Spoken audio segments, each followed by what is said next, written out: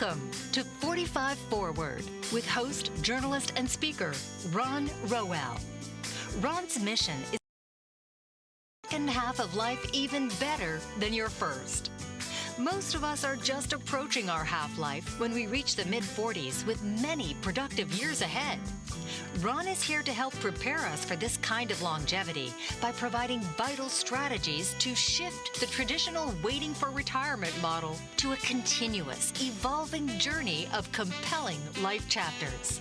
So now, please welcome the host of 45 Forward, Ron Rowell.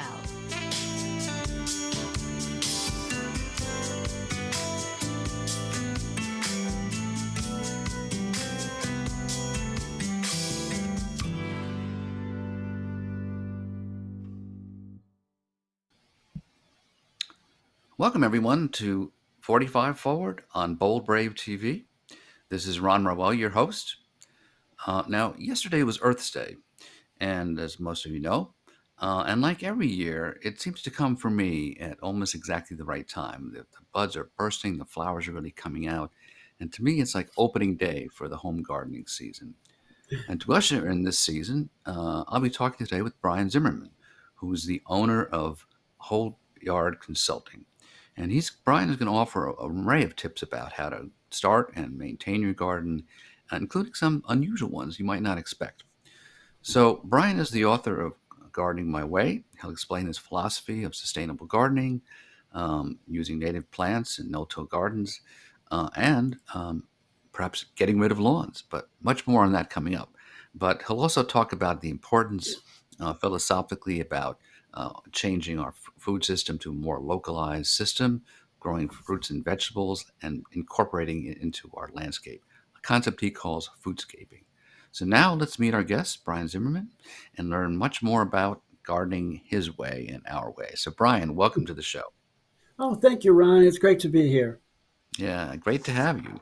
So as I said, it's opening day. So let's talk a little about. But before we get into actually a lot of your thoughts about gardening, part of my show is about the people on the show, and as well as the topics we cover. And you've had a very interesting past. I always like to sort of emphasize that people's lives are a matter of chapters, and they evolve, and you learn from each chapter. So give us just an encapsulation, a little bit of some of the things you've done. I noticed you've, in looking at your bio, you were a conservationist, a farmer, a chef, an entrepreneur, and a writer. So talk a little about how you got to where you are today. Oh, boy, it's a long and winding road, isn't it? For Yeah, yeah. sure. I started off after high school. I decided, I wanted to be a chef. So I went to culinary school. I thought it was fantastic. I Wow. loved it. But it's kind of a burnout type of, profession. So Hmm. I've always had an interest in conservation and farming. So I went to ag school and I got a degree in agronomy.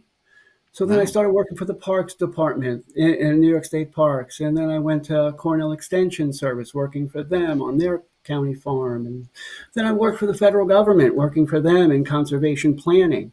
So I helped plan a lot of the farms out on the island. I worked in Riverhead, upstate, and throughout New York.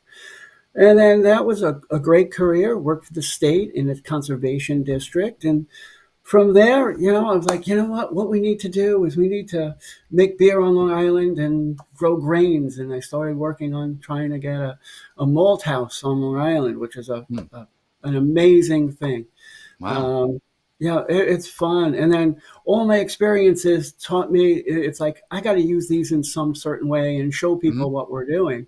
So I said, let's write about it. Let's talk about it. Let's start our business so we can help promote sustainability in landscapes. And that's why that one book came about. And then I Hmm. decided to write another one on children's issues. And Hmm. it's just snowballing since then. It's been a great, great ride. Let's put it that Great. way. And it's still going. So that's great. So let's start a little bit. Let's dive a little bit into your notion of gardening, our gardening our way. And everyone talks about sustainability, but talk about what that really means, especially at a local level. Sustainability, basically, to me and to everybody else, is working with nature more Hmm. than it is working against nature.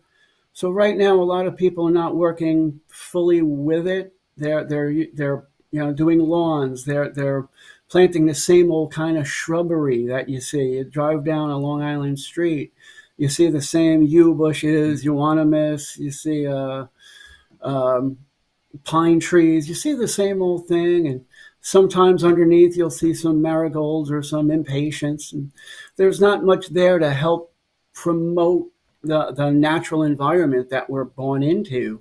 Mm-hmm. So sustainability to me is really working with nature, getting things together where we're going to help the pollinators, the bees, and everything that's around us, Right. instead of fighting it by having to you have a great big lawn instead of having some plants in there.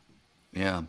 Yeah. No. So I have some lawn, but I have discovered over the years that lawns and trees aren't always a good mix, and something I didn't really think about. We have some big older trees. They're Hmm. Hmm. magnificent. And then what I discovered is that hmm, roots just don't go down; they go across. So there are lots of these surface roots, and it's just like, well, this is not. I can't have a lawn that. So I mean, so what I've been trying to think about is how I can curb the lawn. Hmm. There are certain uses of it. You want it for a backyard. There's a certain aesthetic. If you want to have parties and so forth, it's useful. But I agree that there are ways that we can use less lawn, and you've actually done some research about really what the cost is of lawns, from a sustainability perspective. Oh, absolutely. Lawns to me, and they're kind of a waste of time, energy, and money, really, when you come down to it. Mm-hmm. They have to be in the right spot. Lawns really started a long time ago in France and England, really. Mm-hmm. Somebody had told me years ago that on the big estates that the lawns were put in basically to show, like, we're rich enough where we don't have to farm our land. We can Oh, leave open spaces, and yeah, there it interesting. is. It's just there. It looks beautiful, and I'm not using it. And so they moved that here to America, some of the designers. Yeah. Think Mm-hmm. about the parks we have. Central Park has a great lawn, or even Greenwood Cemetery, and a lot of the parks that were developed, even Brooklyn parks, have the lawns in them. So people looked at those and said, wow, that's great. I like that. I need that. And so it's simple to put in. You just put in grass, you level your ground, you put in grass, they grow, you water it, you fertilize it, you put in pesticides, and you have your lawn. Part of suburbia is a lawn. I Mm-hmm. remember growing up where, we had a lawn. It's like, okay, go out and play. Go out and play in the lawn, and we Right, throw the right, ball right, around and have a great time on the lawn. right, right. But now it's a little different. Their kids can play on the back lawn, but the front lawns, or even part of the lawn, we can shrink them a little bit. Yeah, I looked up some of the costs because I went writing the book. I was like, how do we change, and what's the cost of actually having a lawn? right. So I looked it up.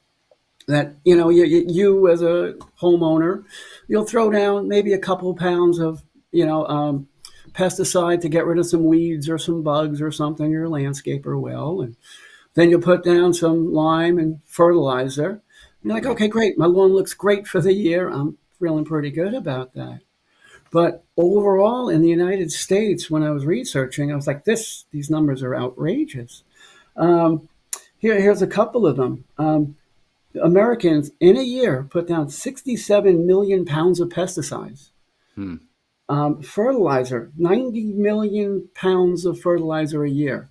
And that all comes from petroleum products, most of Mm. that. Right, So we're also using our gas, we're using all of that energy to create that, to right, synthesize the fertilizer. But right. here's the thing that really gets to me, that in one year, Americans overall, there's millions of, thousands of acres of lawns in America. They use 9 billion gallons of water on their lawn a year. Wow. Water is a finite resource that we really should preserve. Right, On Long Island, we're a sole source aquifer. So that means, we're getting all our water from right below us. right. So all that pesticide, all that fertilizer, it has to go somewhere. Mm-hmm. If it's not being utilized, it's going straight to our aquifer or running off into the bays or streams. And we know how we love our bays and streams on Long Island. Yeah, sure. Yeah. Yeah, so it is there's a cost to it, and again, can't change everything overnight, and there's Oh some use no. to lawns, but I think, in my case, for example, it's just like, well, you can there are the corners where the Yeah. shade trees come up. It's like this, let's redevelop those corners and, repopulate them with plants. So Oh, that's my absolutely. goal. Yeah, And yeah. there are a lot of plants that can be used for that. You know, they're adaptable plants that can grow in those kind of conditions. Mhm. It's just Absolutely. you have to have somebody to, come look at either that or do your own research. You can find out that there are, like in a shady conditions, there's some herbs or some liriope it's called, or some other plants that'll Mhm. thrive in those kind of conditions. It'll Right. you won't use any pesticides or fertilizer on them because they're living where they belong. Right, right. So before we talk a little bit more about these kinds of options, Brian, so my show is 45 forward, and I like to think about what people can do in their later chapters of life. And one of the things that a lot of people do as they get older is they love gardening and they want to do more of it. So before we talk about the actual planting, what are some of the? I mean, I know there are some benefits, but what are some of the caveats? Because some of what I've discovered too is like, people get involved in pickleball and like all of a sudden their knees go, so you've got to be careful about gardening, right? I mean, you've got to think about, how you do it and do it safely and for yourself. Oh, absolutely. Yeah, you have to ease into it. You can't just go for it. Hmm. And there's ways to do that. If you're a senior or older, or you have a disability or something, there are benches that they're like 3 foot high. You can fill with soil and do all your planting in that. So you can walk up to it instead of doing a lot of bending, Hmm. which is a big issue for a lot of people as they get older. Right. Um, but I think the benefits of any kind of gardening outweigh that. If Hmm. you have a good garden inside or you're healthy enough, you can, grow things in your garden, bend down and use the right tools to hoe or just put a plant in and see how it goes, or trellis plants. So there's ways you can manage to get into gardening in a senior level. Yeah. But the benefits to me outweigh the negatives for it, Sure. because I just went to a senior center and I did a talk over there, and they're doing Okay. wonderful work over there. Hmm. They have benches lined up for the people who can't bend too much. They Hmm. have a section where they can actually, the people who are a little more energetic can actually Hmm. plant in the ground and do their work that way. So they get a whole community aspect of it. They're in a garden club. There's like Right. 25 people. Hmm. They have talks and discussions. They get out there and they enjoy their time together. Right. And you're outside, you're exercising, it's helping your mobility. So there's a Right. lot of positives to doing the gardening as you get a little older. Yeah. Yeah. There's people just talk a lot about, being outside, being with nature, or just being, getting your hands in the soil. We'll talk about soil more later, about the importance of soil. One of my But favorite subjects. yeah, yeah. So, and for me, when I go out and, even when I'm, sometimes pulling up, uh, not weeds, but extraneous, Hmm. stuff in the garden. It's just, it forces your mind out of doing what we usually do, which is sitting in front of a computer. Now we have to do it now, Absolutely. but it really, it takes your mind away. And I think really, does things in a very positive way to get yourself in a different space, and it's relaxing. It's you can be Oh, mindful, and you're just working physically, and your mind is just released. So I really, I'll try and do more of it this summer. I'm glad that oh, the weather is broken because I like to be outside more. So oh, absolutely. And relaxation's a really good point, and it relieves the stress. As you said, your mind just goes in another direction when you're out in right, the energy. Out in the sun, you get the sun's energy. The soil has microbes that are supposed to be really good for you hmm, also. So I know a woman who actually, she's really health conscious, into wellness. When she's hmm, feeling a little stressed, she'll take her shoes off and walk in the soil and in the dirt, and says it really re-energizes her and makes her feel a little better. And she did some research and said, yeah, if you do that for a few hours, not hours, a few minutes a day, that can really relieve some of your stress too. yeah, great. Okay, so listen, this went quickly. So, Brian, we need to take a short break, folks. We're going to take a few minutes off to sneak in a break. But when we come back, we'll be talking much more with Brian Zimmerman. So don't go anywhere. Mike Zorek, a three-time California state champion in Greco-Roman wrestling at 114 pounds. Mike, blind since birth, was born in Hartford, Connecticut.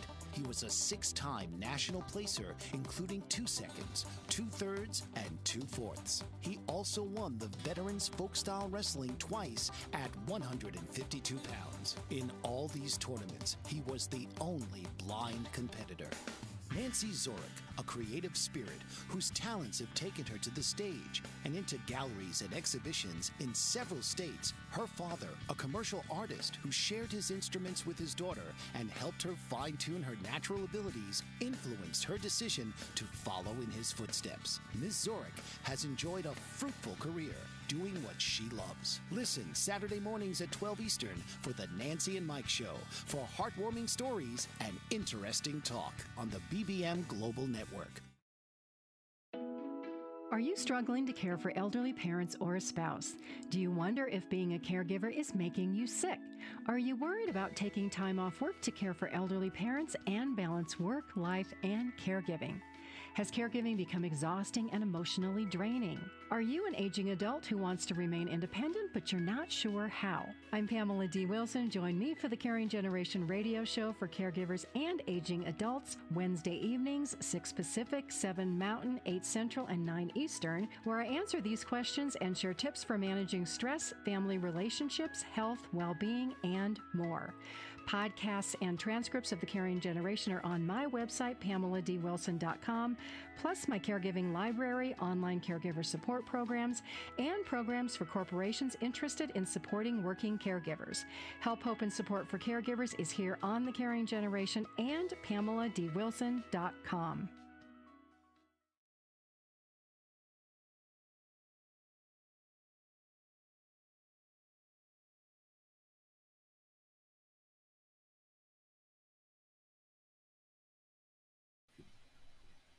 Welcome back, folks, to 45 Forward. I'm your host, Ron Roel. Again, we're talking with Brian Zimmerman, the owner of Whole Yard Gardening. And yes, Whole Yard Gardening, right. Okay. And before the break, we were talking about some of Brian's ideas about how to sustain your property, your landscaping.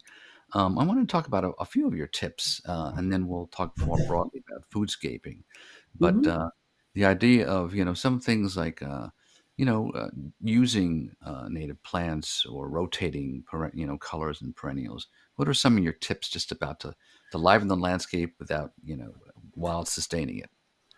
Okay, yes, sustainability, as we talked about earlier, is working with nature. So each plant has its um, best conditions where it likes to grow to. Some are in Hmm. shade, some are in sun, some like a little bit of both, and the soil has a lot to do with that.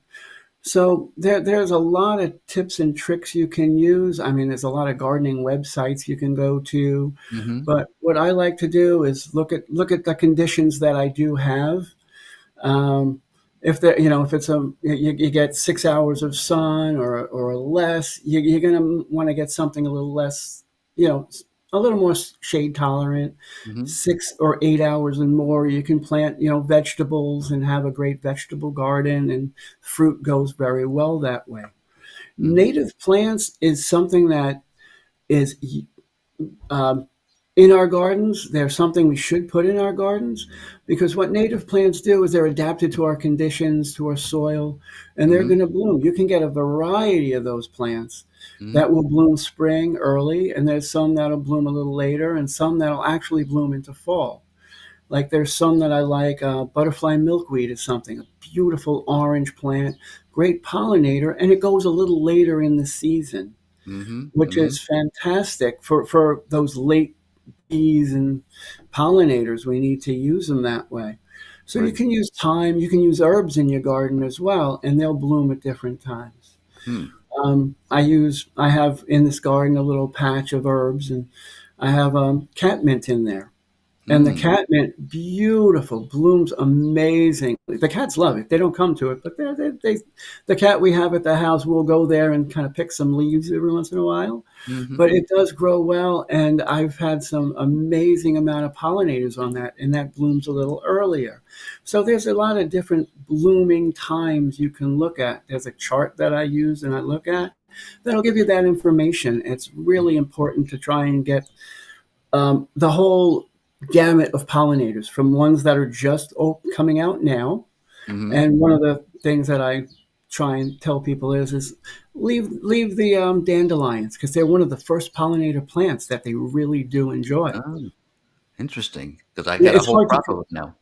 Oh, great! So you're helping pollinators amazingly, but it's hard to convince some people. I did a talk at a library and said, they're coming out the dandelions a little bit. People were kind of aghast. They're like, oh no, I can't have them in my lawn.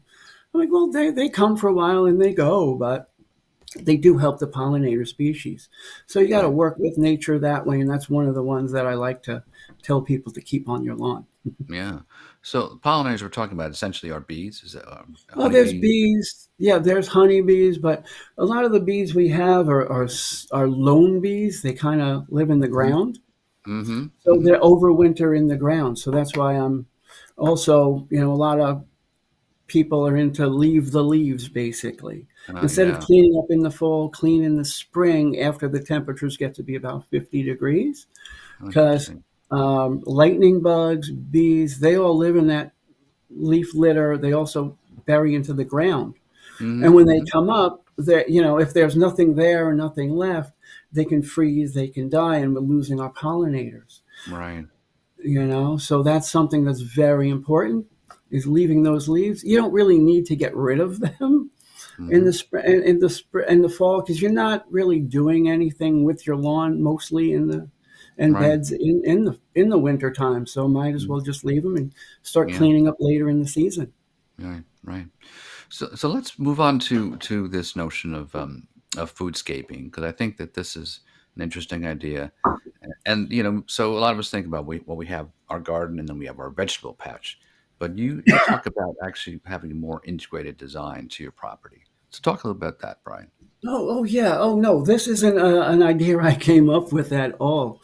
There's a whole group dedicated to foodscaping out there Hmm. throughout the country, and Oh, they're okay. practitioners of it.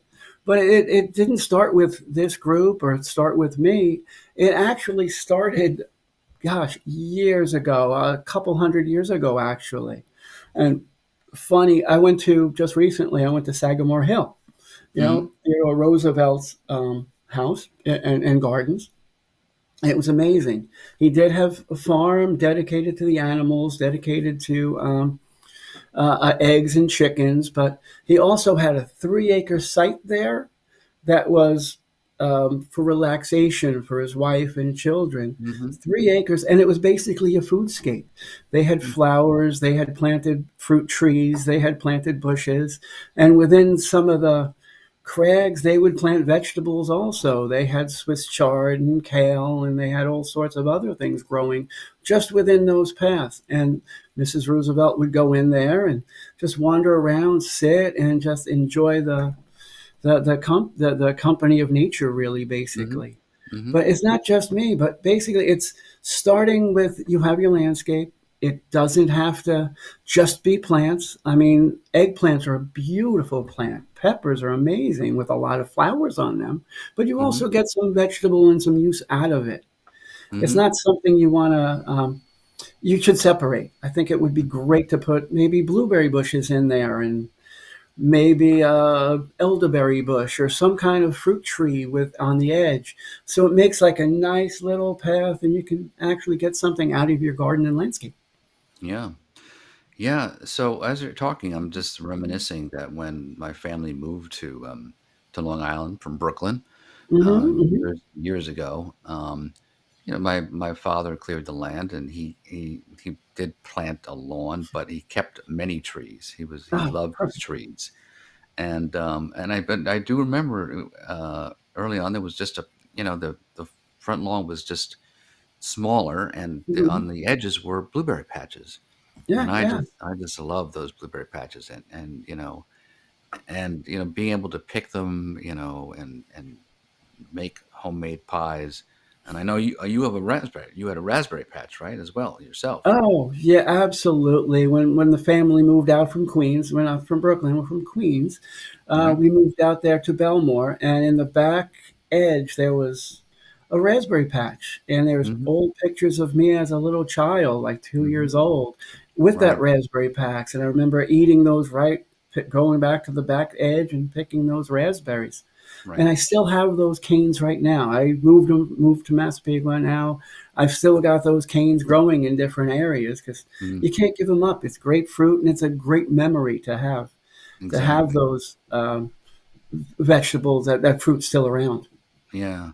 Yeah. Speaking of memories, we were chatting before and during the break about this, which is that, part of the joy of the garden, and the landscape is that, it grows. It grows with you. So it's a sense of, over the years, a sense of history, right? And that's there, and you can see the progress, and you can see the changes over the years. And, it does, literally and figuratively ground you, you know?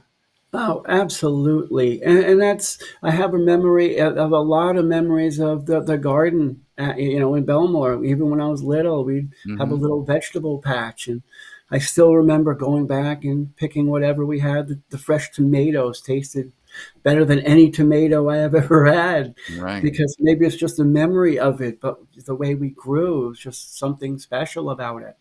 Yeah. Yeah, Yeah. I I'm think, yeah. sure. Yeah. And so this, leads us into, sort of broadening the notion of local foodscaping, and in terms of creating, local communities of gardens. And I think that Mm. this is something that, you've written about and talked about, and then talk about tomatoes reminded me of it, because that's one thing clearly that, I think we all experience, is like the difference between winter and summer tomatoes is just incomparable. They're just two different things. So Oh, talk about absolutely. some of that sort of need to localize food, and it can't be done, as you point out. Everything takes some time and bit by bit, but the importance of trying to do that when we can. Right. Oh, absolutely. It comes down to, lately I've been seeing a lot of articles, and even through the winter time, about food recalls. There's been so Hmm. many food recalls out there. I can't believe there was cucumber recall, or a lettuce, or a spinach Wow. recall. I'm like, that is ridiculous. If you had that local, you really wouldn't have that problem, because a Hmm. lot of our food that we're getting comes from uh, average of 1,500 miles away. I mean, we're getting our stuff from California or from Florida or Georgia, and a lot of that food is grown on basically factory farms. Hmm. Hmm. The local farmer, went out of business, and the farm community got condensed that way. Right. So there's a lot of big farms out there producing what we eat. So if we bring that all back to local, we're not going to have those issues. It's a decentralized part of, way of eating. It's we're not, you're going to know your farmer. You're going to see where it's grown. You're going to have the fresher vegetables. It's not going Hmm. to be, trucked 1,500 miles away, and picked early and not ripe, so it doesn't have the sweetness or the flavor you get when you have a local or homegrown tomato. There's a lot of things they do to those tomatoes and fruit that come our way that you're Hmm. like, oh my gosh, I can't believe they're doing that. They ripen them on the way by, gassing them, or changing them, or Right. they have to preserve them in certain ways. Put them in a CO2 container and then send them over, because lack of oxygen, no oxygen, Right. they're not gonna rot. So we get them that way. So a lot Right. of energy, a lot of things go into that. With our local foods, I mean, we're looking at fresher, we're looking at a decentralized part of it. Our transportation is less. Hmm. Hmm. Our CO2 footprint is less Right. doing that. We also help the local economy with local foods. I know it's a hard thing. It's one of those things. Farmers markets are all over now, and we used to do Hmm. them when I did farm. Hmm. They were great. A lot of people would come, and they just enjoyed the stuff we had that much better because Right. the flavor was so much better. And it also helps the local economy too. Right. Because if you have a farm, a farmer local to you, and you buy his produce, that farmer needs somebody that fixes equipment. So you have those ancillary type of businesses, Hmm. and they're gonna work for that farmer, and then they're gonna need something to eat, so they'll go to the deli or the supermarket. So you're bringing everything back local to where you are, Yeah. and I think that's really important to do. Yeah. I agree, and I think that people really enjoy it too. Having that connection, being able to go. We have a guy down the street who has homegrown honey. Oh yeah, great. That's one thing. But yeah, and I just I again memories of being a kid doing more of that, just going out Mm. every and it does require some time. Going out and getting stuff fresh every couple. Well, but this is what was Back to the Future, right? This is what we did every day. When our grandparents were doing this, they would go out every day and they get fresh bread, and they'd go out and they get fresh vegetables or fresh meat. So it's not like this is again. It's we're returning to our roots in certain ways. We're not like changing, you know, upending the system. The system upended us, and we're basically trying to reestablish it. And I get it that you can't do with everything. I understand that for certain things. Now, I happen to love mangoes, which my mother introduced. My mother was Cuban, and she introduced it to us when we were kids, when Oh, nobody knew what mangoes were, in New York, and avocados. But so that's difficult to do here. So, I mean, there are certain right. exceptions. I'm willing to, understand that to be transported. But there are lots of things that we can do better here, and we don't need to transport them 1,500 miles. Absolutely. And part of it also is, there used to be a push on for restaurants and things to eat seasonally. Hmm. So if there are, if the carrots come in or the tomatoes or eggplants, it's that's what's going to be on the menu. It's not going to be, oh look, okay, it's dead of winter and we're going to have tomatoes or we're going to have peppers in there in our cooking. Kind Right, of reduce that and eat more seasonally. The squashes are coming in winter. Okay, let's find recipes to use for that. And, right, and that's what they used to do back in the day also. They used to, right, eat seasonally. Now right, we got kind of, lazy about it and we can buy anything anytime. right, right. So Yeah, that brings it all back home. yeah. So listen, we need to take another short break. Okay. But folks, we have much more to talk about with Brian Zimmerman um, about gardening our way and his way together. So when we come back, we'll be talking much more. Don't go anywhere. We'll be back in 2 minutes. Dr. RC will share extraordinary resources and services that promote educational success, as well as making a difference in the lives of all social workers, as well as the lives of children, adolescents, and teens of today. She will have open discussions addressing many of the issues that we face about our youth and how being employed in the uniquely skilled profession of social work for over 18 years has taught invaluable lessons through her personal experiences. She will also provide real-life facts, examples, and personal stories that will confirm that why serving as a child advocate is extremely beneficial when addressing the needs of the whole child. Listen live to Dare to Soar, Saturdays 10 a.m. Eastern on the BBM Global Network, and tune in radio as Dr. RC will provide thought-provoking information that will empower, encourage, and strengthen students, families, and communities across our nation. You can also visit her at soarwithkatie.com.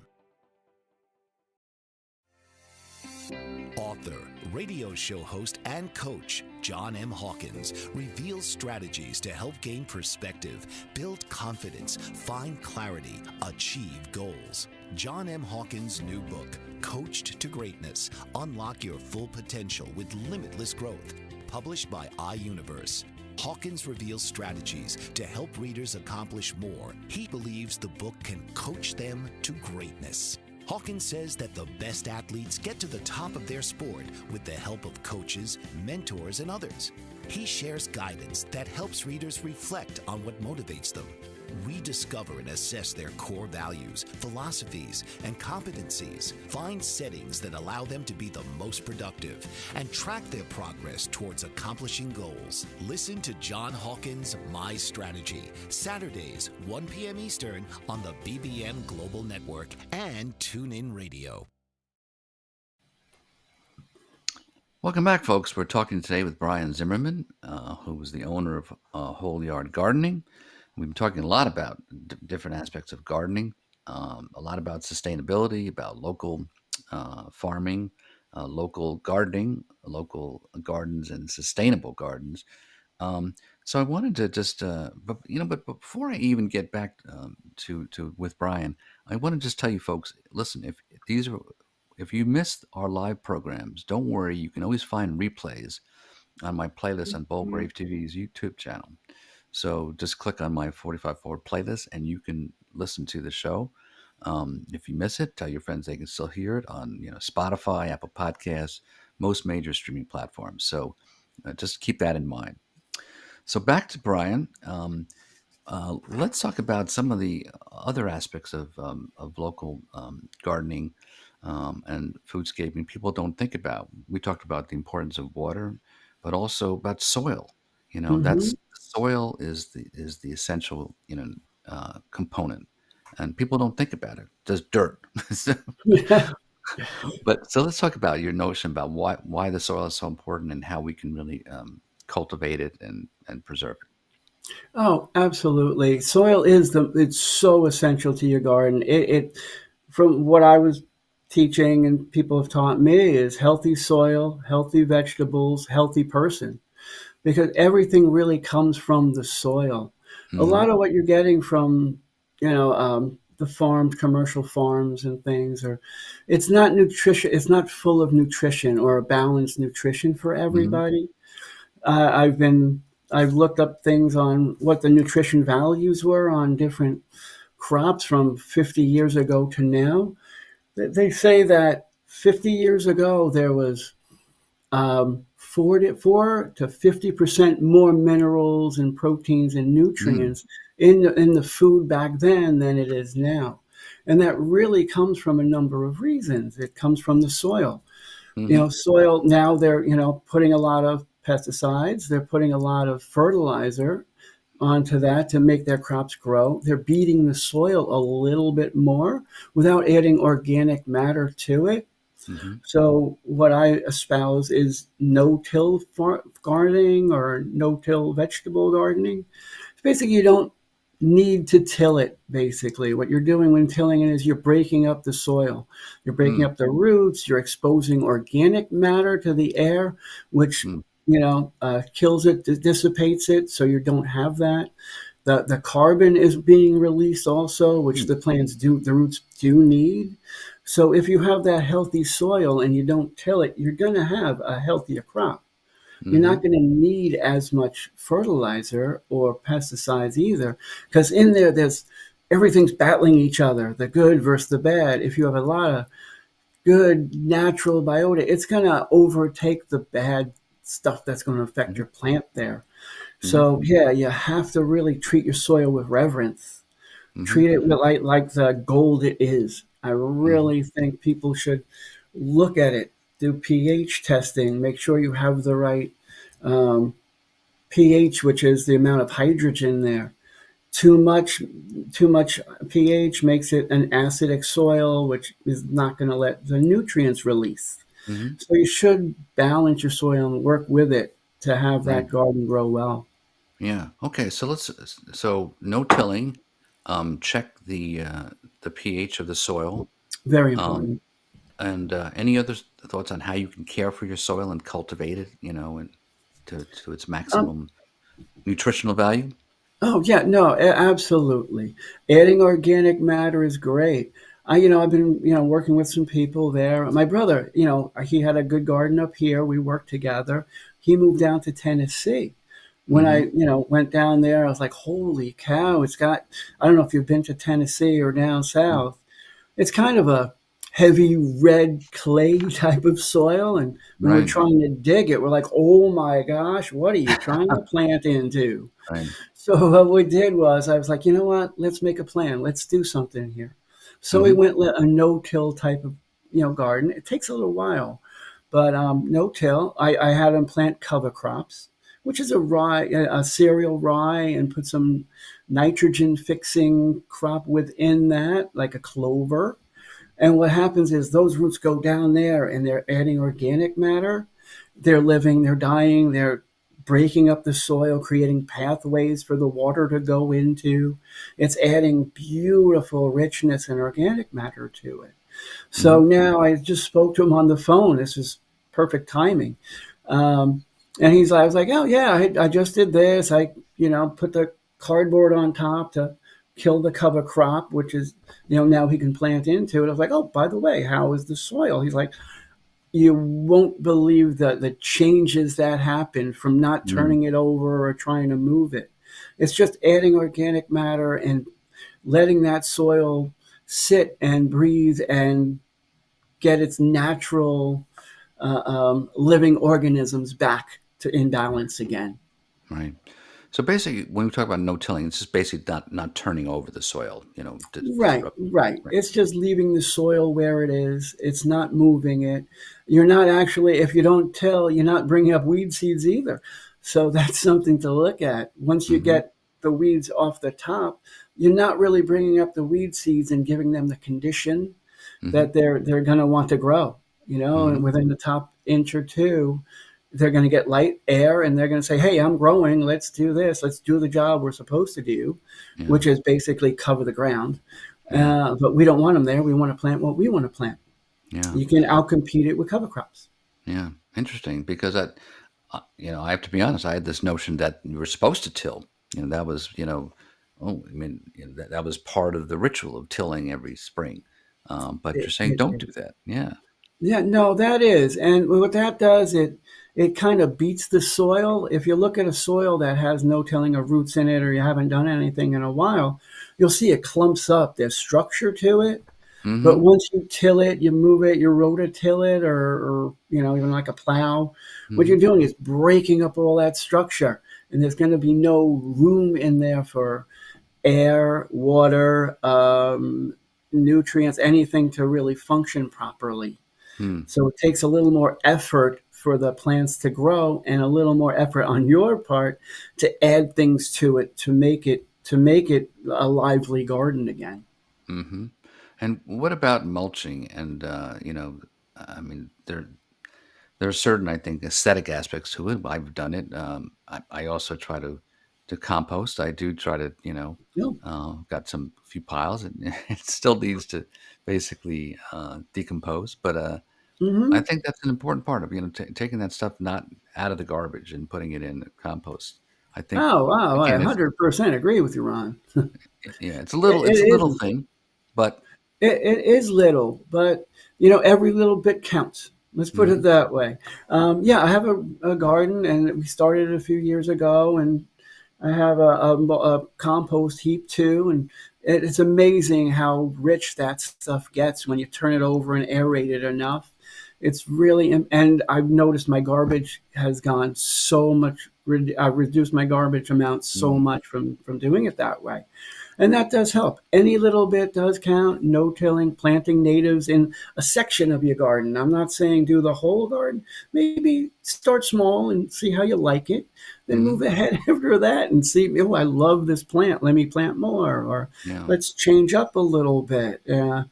Don't go whole hog on changes. Maybe just do it slowly. And I right, think that'll help your garden and how you garden and how you think about your garden. right, yeah. You Yeah, I know? think that's the way to go. I mean, I think that there are lots of dimensions of this, and one of them we also talked about is that as you do this, and you try to do this with your neighbors, trying to that it's a Hmm. really it become a you're putting together a community, and you've mentioned to me it's I think I saw on one of your blogs, it's like talking about your garden with your neighbors is much more effective in terms of connecting than just waving to them as they go by. Oh, absolutely. And that's happened to me here too.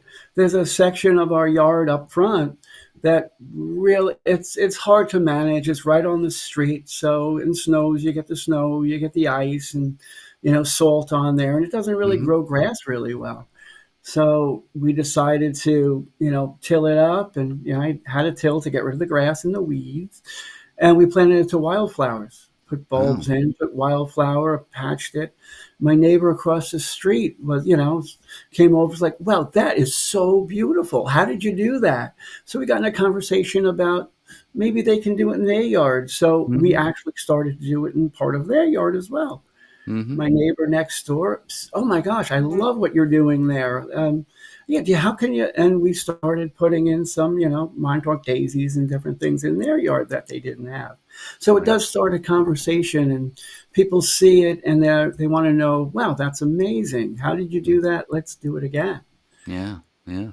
And that happened in Belmar with my brother. We changed up his whole front yard into a sustainable garden kind of Hmm. thing. Hmm. And he'd say people would walk by, never saw him before, and they say, stop him on and say, "That is wonderful. I love what you did. Let's do that again." And every time he'd make new friends doing it that way. Yeah. So garden can be something to bring communities and people together. Yeah. Yeah, you don't even need a community garden. You just need a community to visit your garden and visit their individual gardens and talk about it. Yeah, Oh, that's so great. That's a great way of putting it. yeah, Absolutely. yeah. The Your garden garden could builds be it. the community. Yeah, your garden builds the community as well as having a community garden to bring the community together. Wow. Okay, so we have to take our final break, but again, it'll be a short one. When we come back, we'll be talking much more in our final segment with Brian Zimmerman. So don't go anywhere, folks. Mike Zoric, a three-time California state champion in Greco-Roman wrestling at 114 pounds. Mike, blind since birth, was born in Hartford, Connecticut. He was a six-time national placer, including 2 seconds, 2/3, and 2/4. He also won the Veterans Folk-Style Wrestling twice at 152 pounds. In all these tournaments, he was the only blind competitor. Nancy Zoric, a creative spirit whose talents have taken her to the stage and into galleries and exhibitions in several states. Her father, a commercial artist who shared his instruments with his daughter and helped her fine-tune her natural abilities, influenced her decision to follow in his footsteps. Ms. Zoric has enjoyed a fruitful career doing what she loves. Listen Saturday mornings at 12 Eastern for the Nancy and Mike Show for heartwarming stories and interesting talk on the BBM Global Network. Are you struggling to care for elderly parents or a spouse? Do you wonder if being a caregiver is making you sick? Are you worried about taking time off work to care for elderly parents and balance work, life, and caregiving?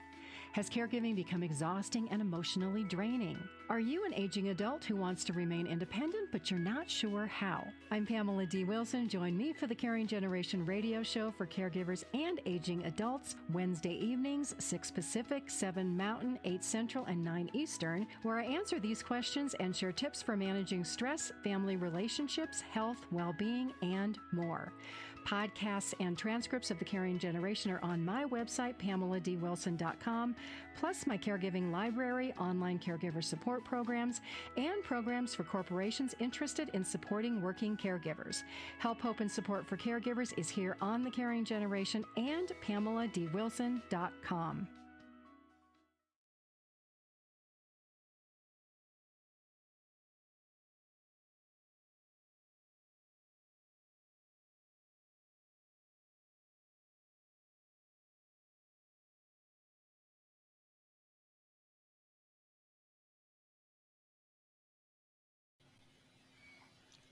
Welcome back, folks. We're in our last segment with Brian Zimmerman, who was talking about gardening his way and our way, and sometimes a new way.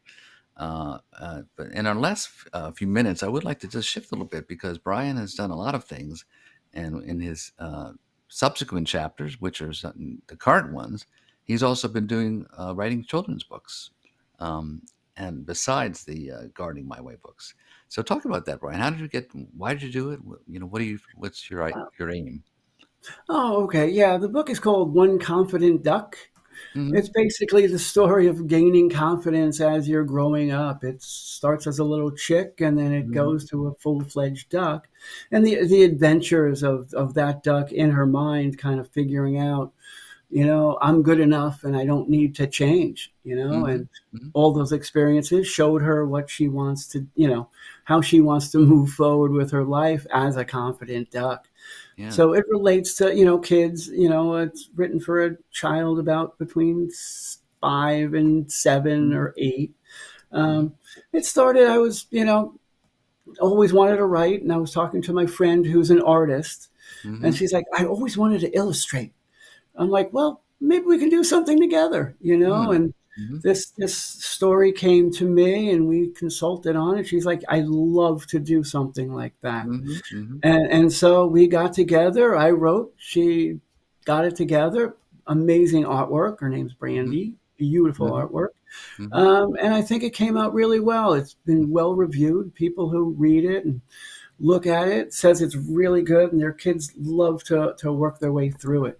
It Hmm. also has a little environmental bent to it because Ah, of course. I do mention different plants and different, Yeah. birds and different aquatic life that they do, and so it's a learning book as well as helping somebody to learn to read and gain confidence. Yeah. No better way to learn than through stories, right? So that's Oh, good. absolutely. And so, and you said you're working on some other books as well. Now you uh, Oh, children's books as Oh well as yeah, gardening. one's a children's book. I have that one partly written already. Hmm. Hmm. That's because people have lost, and kids especially, have lost touch with farming. They Hmm. don't know really where their food comes from. Right. I mean, hopefully they're, the parents or somebody's going to have a garden in their backyard or something where they know, where the fruits and stuff comes from. But a lot of people have lost touch with a garden. When I was growing up, I remember going to Farmingdale, college over there when they actually had a Right. farm on it. Right. And, I was a little kid and we'd wander around, look at the horses, look at the cows and everything growing. And there was a little touch to the farming. But now I don't see anybody being able to do that.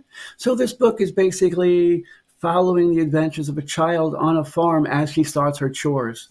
Her Wow. and her dog, she does the chores and her dog does all the little mischief as she's walking around doing her chores. Right. Right. And it's So going to go seasonally. yeah. Okay. So where can people find your books? Are they on Amazon? I assume on your website. Oh, they're on You. my website. They're on Amazon also. Hmm. If you want to go to my website and you want a signed copy, you can, message me and I can get out a signed copy for you. I have some copies here. That way it'll Okay. be personalized for you or whoever you want to give it to. Right. And Um, what's your website? What's the the name? website is, you can look up Whole Yard Consulting, Okay. Right. www.wholeyardconsulting.com. Right. And that'll bring me right up. And there's a message me section, and you can message me, and I can get your book right out. Okay. So you can message you, and any other way to contact you through email or just go to the website. Is that Oh, the best? you can go to the website or email is brian213a at gmail.com. Okay. All That's right. a direct way you can contact me over my email. Okay. Great. Okay. Well, we've come to the end of our show. Uh, quicker than I thought, but it's been a wonderful conversation. I wanted to thank you, Brian, for a terrific show. We'll have to leave it at that for today, but we'll come back and perhaps talk more about your books and what you've learned from your adventures. Um, so, folks, let me just mention that uh, I'll, I'll be on. I appreciate having spent the time with you on Bold Brave TV. We'll be back next week at the same time on Wednesday at 7 o'clock. I want to thank again Brian and also my terrific engineer Alex, who guides me through every show.